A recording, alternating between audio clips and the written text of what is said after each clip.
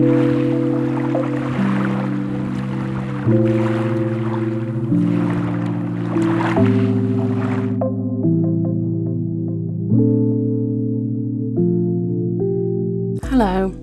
thank you for visiting my channel. I wanted to do something a little bit more relaxed today, so this is my full skincare routine, starting with PM and then going on to AM. I'm going to show you how I deal with my rosacea, hyperpigmentation and fine lines.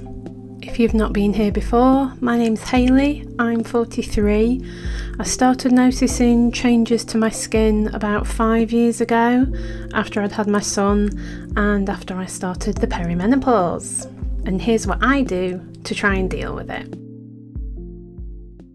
The first thing I do is an oil cleanse, which is essential if you wear makeup or have had sunscreen on. It can also help cleaning out your pores, removing excess sebum, blackheads, whiteheads, and you'll see me particularly going round my lips because I do get little blocked pores in that area particularly, and on my nose, and those two little triangles underneath my eyes where I have enlarged pores on my cheeks.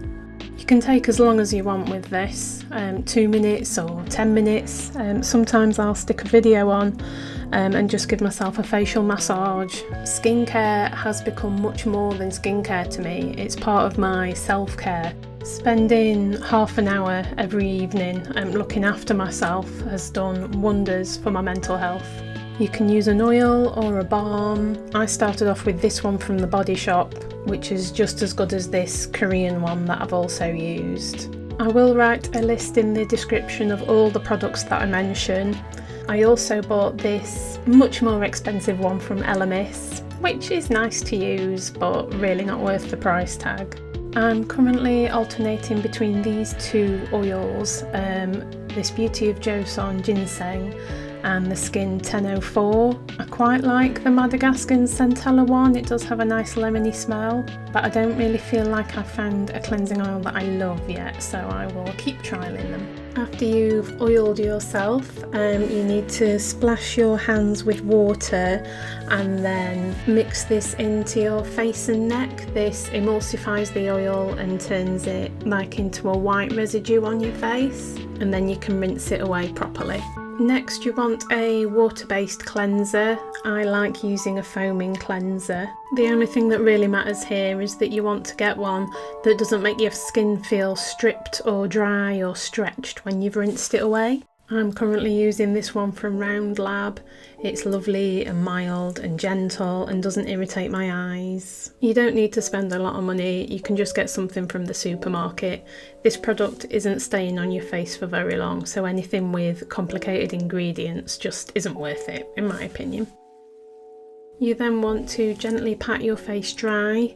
I would avoid using the hand towel, they do hold on to bacteria. I prefer using these cotton wipes, but you can get sort of mini facial towels and have one for every day of the week if you'd like something reusable. I find they tend to irritate my rosacea, so it has to be the disposable ones for me, I'm afraid. Although I will use them to give the bathroom a quick clean to try and be a bit less wasteful. The next segment of products can vary greatly depending on what you're trying to achieve or issues you're trying to deal with. And also, confusingly, terms like toner, essence and serum have all become basically interchangeable. There is a train of thought that you should use the thinnest, most watery products first and then work your way up to things that are more gloopy, which kind of makes sense and is something I normally do, to be honest. But you don't have to use the same products every evening, especially if you're using things like exfoliating toners and retinols.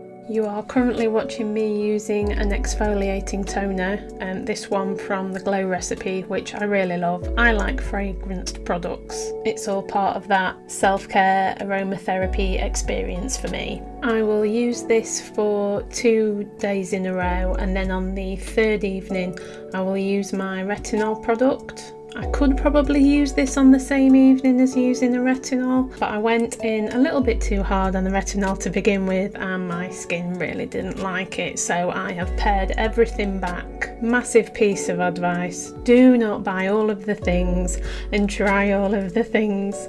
Go slowly, slowly, slowly, and be consistent and carefully add things and see how it affects your skin. And speaking of breakouts, this is a sulfur-based gel cream that I'm using.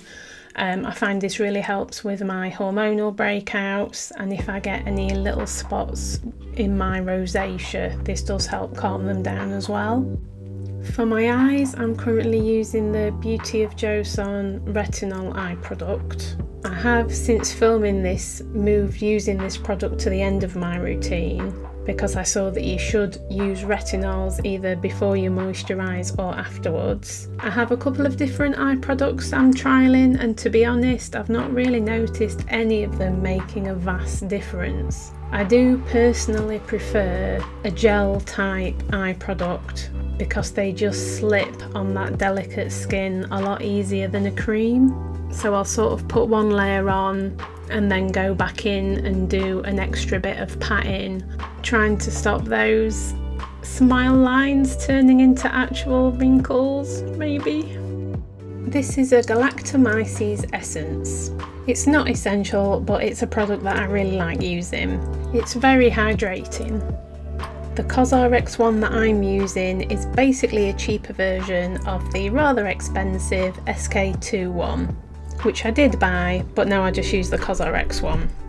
And a short version of the history of this ingredient: a Japanese scientist observed the hands of sake brewers looked a lot younger than their faces and decided that the ingredient in the sake must have youthful properties. So this one's a bit of a slow burner, but I have faith in the Japanese sake brewers. You will also notice that I'm putting these products on all of my face and my neck and my chest. I think the posh word is décolletage, so if you want to look after all of it, you need to treat all of it. If my skin is particularly grumpy, I may also go in with a serum like this. This is a Cica serum. It's calming and it helps repair your skin barrier, but I didn't bother with that this evening. I went straight onto my azelaic acid. Now this product is supposed to help with hyperpigmentation and rosacea and malasma, I think it's called. I have two little patches that are sort of like freckles underneath my eyes, and they developed after I had my son, and I've got darker since I started the perimenopause. So I'm hoping that this will help fade that. Right, we're nearly there, I promise. This next product is something I made a whole separate video about because it is the only product that has had a real sort of a wow moment for me. It's the Jumiso Snail Mucin and Peptide Serum. And within sort of a week to 10 days, I really did notice a difference regarding fine lines on my skin. It just made my skin feel plumper, look plumper, and just a general all-round glowiness, to be honest. So this has peptides in it, which if you want the full explanation, go and watch my other video, I'll link that here. But basically anything that says collagen doesn't do anything to the collagen in your skin because the molecules are too big. Peptides have a much better chance of getting to the collagen and making it work better. And the other ingredient is snail mucin, which is a fantastic moisturiser and really hydrates my skin. Now I wasn't actually ready to go to bed yet, so I just used a light moisturiser while I disappeared for a couple of hours doing some jobs, playing my Xbox probably. I might also on some nights use this opportunity to put a sheet mask on or some toner pads, but these are the two light moisturisers, what you might call day moisturisers, that I'm alternating between at the moment. The Glow Recipe one, again it's that watermelon smell I just really like. And this is a Round Lab one. It's like putting water on your face, but it's a moisturiser and really, really hydrating. I know that's probably a poor way to explain it, but it is so nice and light, and it's just a really nice product. Now these three products are my bedtime heroes. Yes, that is a tub of Sudocreme, I'll get to that in a moment. The CeraVe has ceramides in it. It is very thick like a Vaseline, you can just use Vaseline, anything like that.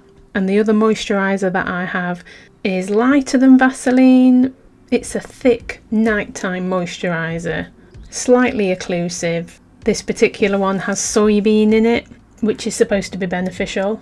And then the CeraVe, I will go all around my eyes, again trying to prevent those smile lines from turning into deep set wrinkles, which I know is probably going to happen anyway, but I can try.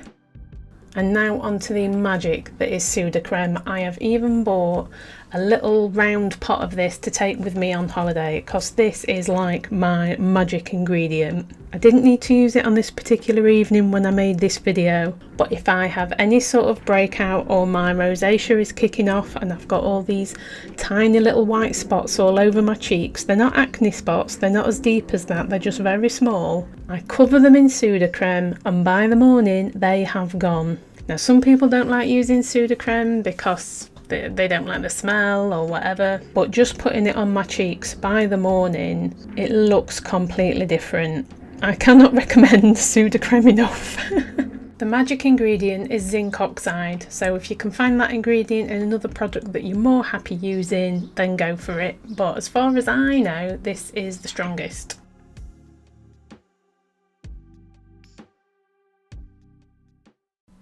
Good morning, and hello to me straight out of the shower. I very definitely do have a towel on, by the way. So, your morning routine can be as quick as you like. It only needs to be 2 products, cleanser and sunscreen, because something I think we haven't really got to grips with in the United Kingdom at least, sunscreen can be your moisturiser. So if there is any hint of that sunshine in the sky, get your sunscreen on. If you do have the rosacea, the malasma and whatever else, it is going to help prevent that getting worse, but you should be wearing sunscreen anyway because that can help with skin cancer obviously and fine lines. So I'm going in with the Round Lab foaming cleanser again this morning. You don't need to double cleanse by using an oil cleanser as well. This is just a freshen up because you did everything the night before. If you don't want to use a foaming cleanser and make this even quicker, you can just sweep over your face with a cotton pad and micellar water. You do not have to rinse off most micellar waters. They were literally invented to be used in situations where people don't have water. I like to use a toner pad in the morning. It is a very gentle exfoliating toner. You could use a liquid if you wanted to, or just skip this step altogether. I find it helps reduce the visual size of my pores. And I also use it around the back of my ears and in my ears. I don't know if you've ever had a spot in your ear, but oh my god, do those hurt. And since I've been doing this, I haven't had any. And again, just make sure you're taking everything down onto your neck and onto your chest. And we're back to the essence stage again, and I go back in with the galactomyces, so I'm using that twice a day. I also use this Numbuzin, I think it's pronounced, glow essence that I absolutely love. Some people don't like the smell of it. It is enriched with a remarkable blend of 50 diverse fermented ingredients, which probably accounts for the smell, but it is to rejuvenate and strengthen lackluster fatigued skin as well as moisturising. Then we are back in with the azelaic acid and the peptide serum. And I have been giving this eye serum a go. Vichy's Mineral 89 Eyes. Enriched with 89% Vichy mineralizing water, hyaluronic acid and caffeine. It was the caffeine that sort of sparked my interest, and the bottle was quite cute, so I thought I'd give this one a go. Again, hydrating, smoothing and dealing with those pesky fine lines. Now, if I wasn't leaving the house or it wasn't sunny at all, then I would go in for one of these two moisturisers that I showed you last night. If it was winter, I would probably wear something a little bit thicker. But as the sun is shining, we need sunscreen, and these are the three that I am currently trying. This Biore one I am currently shaking my head at is lovely to go on, but it makes my eyes sting, which is a definite no-no for me. Sadly, the Round Lab one I am now showing you is completely empty. It has been my absolute favourite. It goes on really lovely, really thinly, doesn't set my skin off, and definitely doesn't interfere with my eyes. The Madagascar 1004 one is also nice. I just prefer the Round Lab one. But I still feel the need to keep trying different ones because I am not sure I have found one that I totally love yet. Something else we're quite rubbish at in my country is putting on enough sunscreen. So what I tend to do is put enough on to completely cover my face, neck, depending on what I'm wearing obviously, anything that's going to be seen by the sun. And then when I've got all of this layer rubbed in, I will then go back with more cream on the areas that sort of stick up. So if somebody said, oh, you've caught the sun, these would be the bits that would have got a little bit of brown on them. So my cheekbones, my nose, my forehead, my chin, and just make sure that you've got plenty on. And if you're going out for the day, you need to think about reapplication. I think it's supposed to be like every 2 hours. So either taking the initial product that you put on in the morning, or I really like using these sun sticks, I think they're called. I've got the Beauty of Joe's on mugwort one, but there is a Tokobo one I've heard is also supposed to be really nice. I've not really tried many sunscreens that are readily available in British shops, to be honest. Maybe that's something that I need to look into. But I do really like the Korean and Japanese skincare stuff. It's their whole attitude towards skincare is different. It's a small, delicate, consistent approach, where I feel like Western products are sort of loud and shouty and get the highest number of ingredients or percentage of ingredients that you can to have the biggest effect, and everything's going to be amazing. It's Botox in a bottle and it never works. And there's always some random scientific information on the advert, like 114 people out of 207 agreed that it made their skin look better, and I think I've just kind of given up on it for the most part. But if you have any favourites, if you have any suggestions, please let me know in the comments. I do also do a clay mask probably once a week, and this is my current favourite one, the volcanic Innisfree one. This definitely helps with hormonal acne, and again just adds to part of that self-care routine, taking time to look after yourself. The less stressed you are, the better your skin will look. The better food you eat, the better your skin will look. It's all part of the same thing. You can spend as much or as little as you want. Have fun, just don't go crazy, and try and put the self-care element first. This is a playlist for my other skincare videos. I hope this has been informative. I'll see you next time. Bye!